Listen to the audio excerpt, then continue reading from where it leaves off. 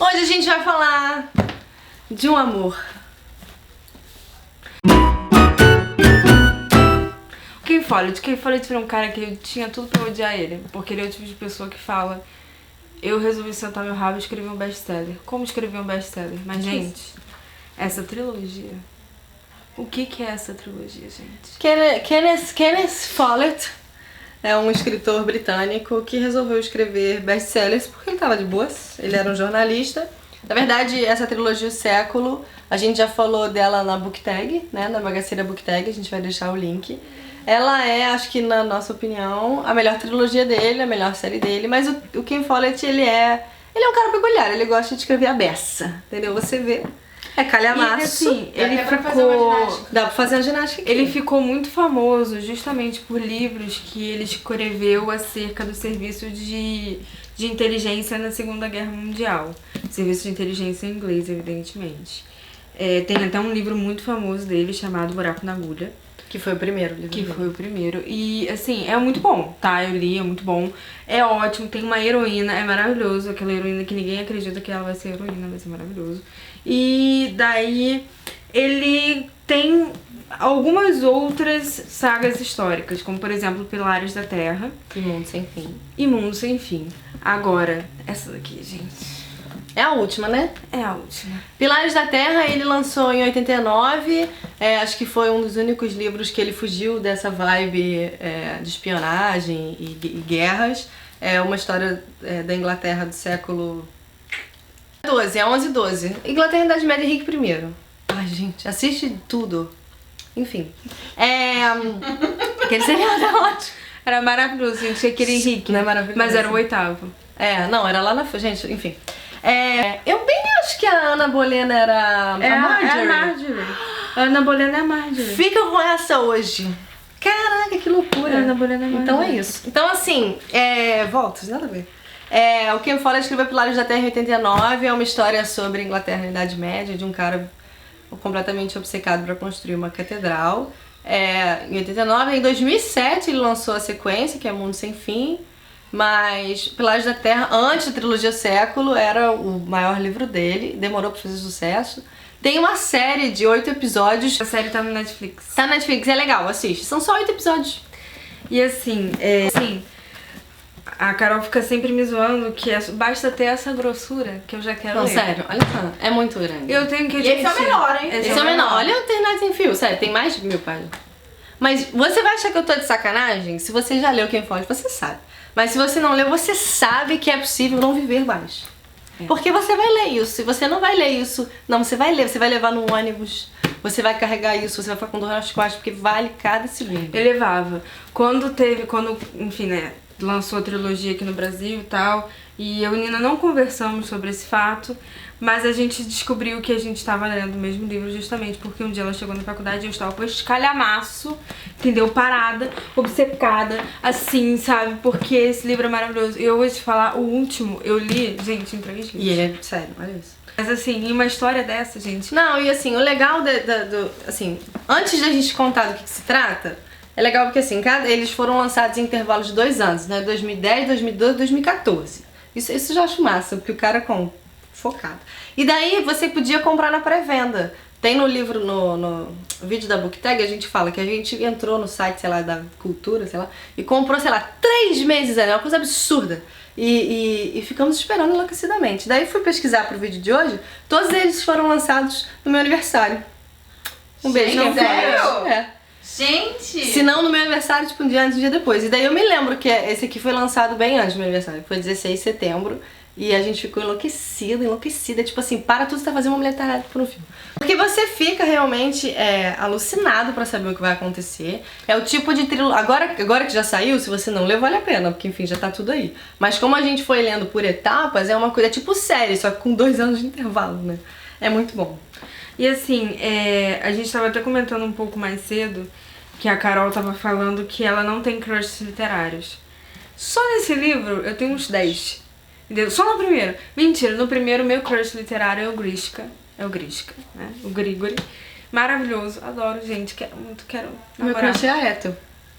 Pode? Tá bom também, pode ser. Adoro. Adoro. Não, mas veja bem, a Ethel é a minha heroína da história. Pode ser. Entendeu? O meu crush, o menino que eu queria namorar aqui nesse aqui era o Que Grigori. fofo. Eu queria namorar Mas o Grigori. assim, o que é maravilhoso em Ken Follett, nessa trilogia específica, você acompanha 5 famílias, do início ao fim. São filhos, né, são pais, netos, né, sei lá, bisnetos. Sim, É a mesma família em 3 épocas do mundo diferentes. O que eu gosto é que assim, cada geração narra a sua história. Nossa, é muito bom. Aqui é a geração da Primeira Guerra Mundial. É a galera que luta a guerra, é o Grigori, que tá na Revolução Russa. E aqui a gente já tem a galera que vive a Segunda Guerra. Isso.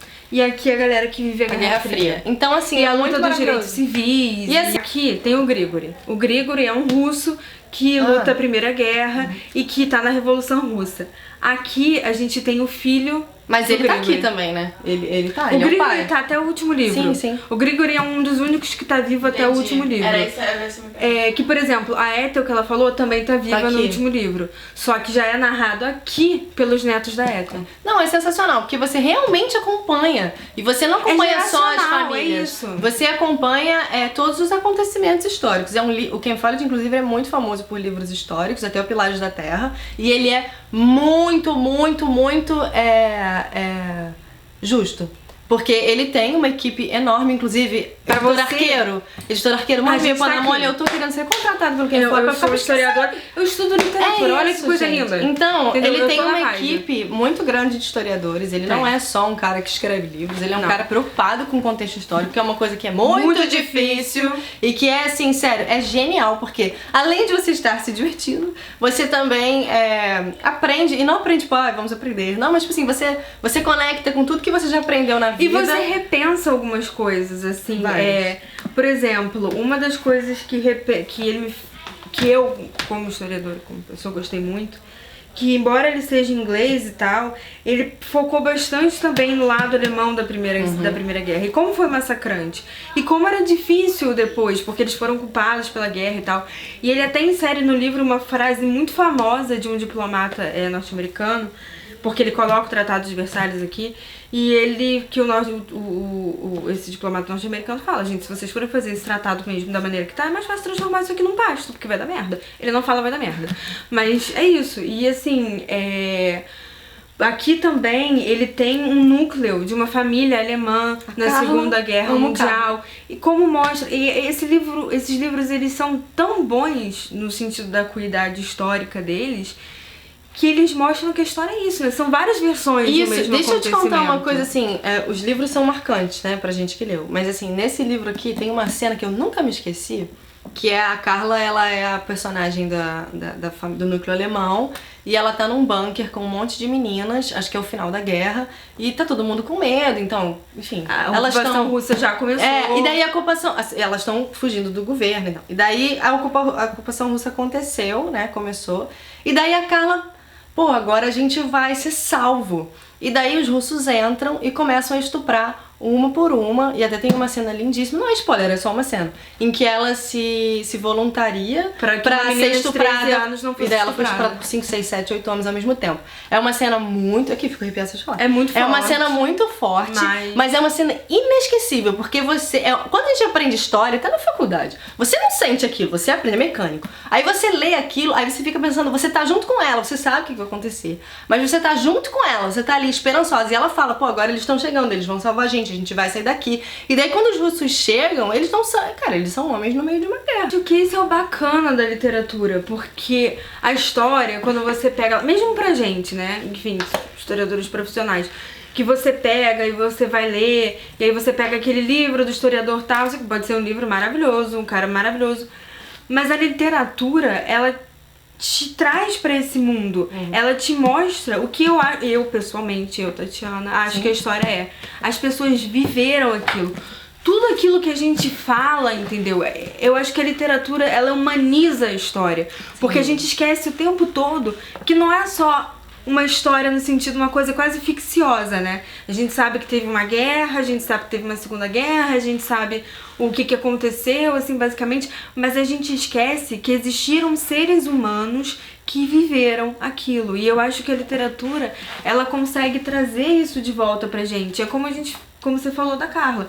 Todo mundo sabe no etéreo, todo mundo não, mas enfim, quem tem um pouco mais de interesse e tal, sabe no etéreo que teve logo depois do armistício, quando o exército alemão, enfim, abaixa as armas e deixa que os russos entrem em Berlim, porque isso é outra coisa, tá, gente? A Alemanha nunca foi invadida.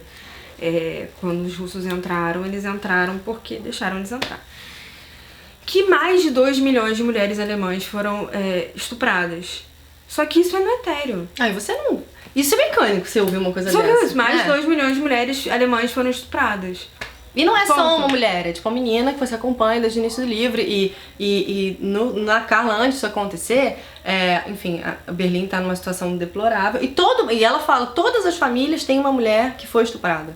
E você sente aquilo como se fosse sério, como se fosse com você. Você se coloca no lugar daqueles personagens. E tem até uma discussão legal, assim, legal não, né? Porque é um evento trágico. Mas que, por exemplo, uma amiga dela decide pelo aborto, só que o aborto era ilegal.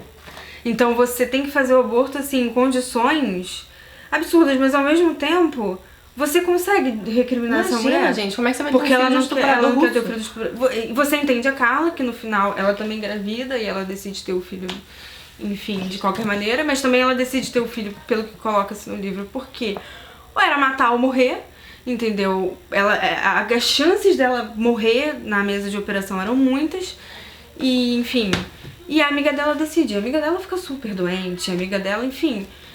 São questões, porque são dilemas, que é isso, quando você fala essa frase, 2 milhões de mulheres foram estupradas durante a ocupação russa na Alemanha depois ao fim da Segunda Guerra Mundial.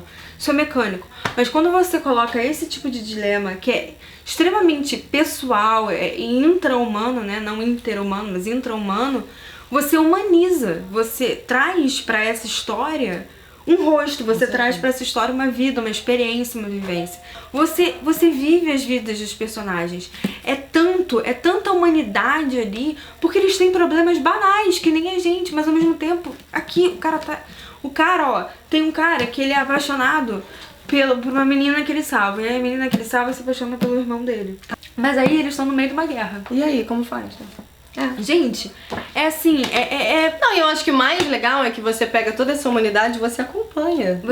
Você acompanha o filho da Carla aqui, você acompanha a história dos pais da Carla na queda de gigantes. Então eu acho que exatamente o que a Tatiana tá falando, a literatura humaniza e o Ken Follett trata de assuntos que são fundamentais para a história do mundo, que é a Primeira Guerra, a Segunda Guerra e a Guerra Fria. Ele tem personagens femininas muito fortes. Cara, a Ethel foi a minha heroína. Assim, pra mim, o livro é a história da Ethel. Ela luta por por direitos femininos em queda gigante, que é assim, sim, maravilhoso, enlouquecedor, e ela se apaixona pelo Fitzgerald, que é um conde. Então você imagina a história de vida dela. Ela era empregada do conde. E ele se apaixona por ela. Ele realmente se apaixona por ela. E, enfim, você vai ler o livro, vou te contar. Mas isso é muito maravilhoso. E você se envolve com todas. Tem assim, 399 histórias de amor, 399 histórias de fúria, de guerra. Mas de desencontro. De desencontro. Gente, uma das cenas mais bonitas pra mim do livro inteiro. E assim, é marcante pra mim também, porque foi o ano que eu nasci, né? Que é 1989. Que é quando cai o muro. É esse mesmo. Quando cai o muro, quando começa, né? E é engraçado. E como a gente pensa assim, a gente fala queda do muro. Pedro Bial tava na queda do muro. Tava, adoro esse vídeo. Pedro Bial é surdo por causa da queda do muro. Assim, a queda do muro. Como aconteceu a queda do muro? Não, ninguém pensa.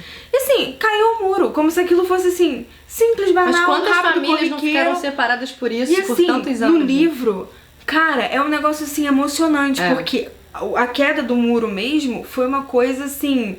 Não tinha Facebook, gente, vamos lá quebrar o muro. Evento, quebra do muro. Não foi, mas as pessoas elas estavam já num momento tal de que todo mundo começou a quebrar o muro. E quando finalmente desistem, abrem os portões, né? E aí se reencontra, o núcleo alemão se reencontra, né? Porque tinha gente vivendo do lado ocidental há muito tempo e gente que nunca saiu do lado oriental. É lindo. É lindo porque, mesmo, é uma assim, das cenas mais bonitas mesmo. É o final desse livro. É o final desse livro. Acho que é a última cena. É maravilhoso. Depois tem um epílogo. Obrigada. Já quer dar spoiler? Queda do muro é spoiler? Spoiler do caralho, queda do muro. Tem 26 E eu vou te anos, contar uma inclusive, coisa. que Eu fui ver o vídeo do Pedro Bial quando eu terminei de ver esse livro, sabia? Posso falar novamente? Porque é um livro que, assim, eu tive a sorte de ter a Tatiana lendo junto comigo, porque não é um livro comum das pessoas lerem. E daí a gente conseguiu conversar muito sobre isso. Mas eu lembro que quando eu terminei o livro, eu fiquei desolada, assim, fiquei pensando, você fica pensando. E daí fui falar com a minha mãe, daí minha mãe falou assim, Pedro Bial tava lá. E daí eu falei, jura? Daí fui no YouTube. Você não sabia? Não sabia, ignorando, não tem tempo no livro. Mas no livro mostra personagens querendo passar, como era difícil, embaixo de um túnel, embaixo da terra, não sei o que. Era Quantos acidentes e quantas pessoas morriam tentando fazer isso, uma coisa absurda. Imagina, não poder sair de um lugar. Não. Porque você pensa assim, eles não podiam ir pro lado ocidental. Mas eles também não podiam ir para os outros lados. Porque a gente fala sempre do Muro de Berlim porque ele é muito icônico, né? Mas tem até uma parte que eles mostram como na Hungria você também tinha uma cerca. Ainda, o meu favorito é esse, tá? Mas por que o meu favorito é esse? Porque eu leio tudo, eu li esse livro assim, eu estudo isso, eu ficava assim. E como as coisas colocam, coisas são muito banais pra gente hoje, né? E novamente essa questão de humanizar. Antes da Primeira Guerra Mundial não tinha fronteira, tá, gente? Tinha até fronteira, assim, mas não era uma fronteira controlada. Você podia andar pela Europa free. Passaporte era uma coisa que não existia. E daí tem uma hora que eles colocam acerca dos pais da Carla, que é uma personagem que ela já falou aqui, o Walter e a Maud. E a Maud, ela é inglesa. A Lady Maud. Enfim, e aí não tinha passaporte. E aí uma das dificuldades era justamente trazer a Maud para a Alemanha. Porque ela não tinha passaporte, daí você tinha acabado de acabar com a guerra. Enfim, gente, e você fica pensando nisso porque quando eu te falo, não tinha passaporte. E daí, foda-se, você não consegue nem imaginar um mundo sem passaporte. Não. Gente, foi ontem, né? Vamos combinar. Foi ontem, né? Não foi foi ontem. assim, Da né? Primeira Guerra Mundial a gente tem 100 anos. Então você imagina o que... Além disso, tem que dar até palma na cara. Porque você imagina um cara escrever um bagulho que começa em 1914 e termina em 2008. Não, e outra coisa, Obama. o cara tem que ter uma... Tudo bem que ele tem uma equipe, mas o cara tem que ter... Porque ele mistura. Todos esses personagens que a gente tá falando são misturados com personagens de verdade. Com Churchill, com o presidente Woodrow. E ele tem uma coisa muito Vitor Hugo. Se você pegar qualquer personagem e você for seguir no fio da meada, você vai chegar na mesma história. Mas ao mesmo tempo eles estão todos entrelaçados. Não, sério, a gente vai ler. Se você leu... Pelo amor de Deus. Se você leu Ken Follett, compartilha com a gente a sua experiência. É um livro que a gente quer falar. Ele é um escritor sensacional. Os Pilares da Terra também é bom, mas a trilogia do século é sensacional. É a nossa favorita. É a nossa favorita. Se você não leu Ken Follett, dá essa chance e conta pra gente o que você achou. A gente te ajuda, a gente faz uma coisa motivacional, tá? Tudo isso, tá bom? Segue a gente no Instagram, curte se nosso inscreve vídeo, no nosso canal, tá? Beijos. 28 anos de separação forçada e sofrida acabaram de repente, por decreto do mesmo partido que construiu a obra. Berlim, a capital da nova Alemanha unificada, está tomada pelo povo. Pelo menos 1 milhão de pessoas estão nas ruas e todos querem passar sob o portão de Brandemburgo para celebrar a unidade nacional. À meia-noite foi um delírio. Além do entusiasmo popular, todos os sinos da Alemanha começaram a tocar e os fogos de artifício coloriram a noite de lua cheia. Pedro Bial, de Berlim, a capital da Alemanha Unida, ao vivo para o Jornal Nacional.